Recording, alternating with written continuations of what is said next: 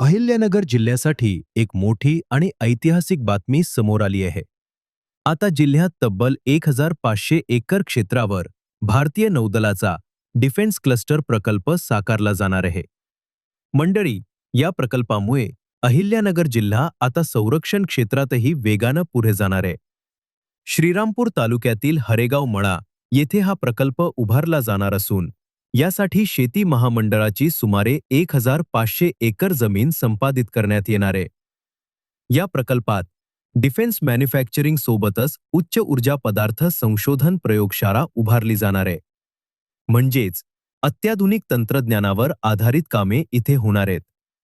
या प्रकल्पासाठी राज्य सरकारकडून मंजुरी देण्यात आली असून शेती महामंडळाला यासाठी सुमारे 240 कोटी रुपये मिळणार आहेत. विशेष म्हणजे संरक्षण मंत्र्यांच्या हस्ते लवकरच या प्रकल्पाचे उद्घाटन होणार असल्याची माहिती देण्यात आली आहे.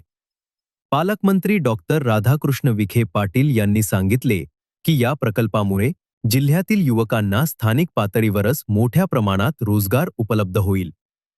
त्यामुळे रोजगारासाठी बाहेर जाण्याची गरज कमी होईल आणि कुटुंबांना आर्थिक स्थैर्य मिळेल.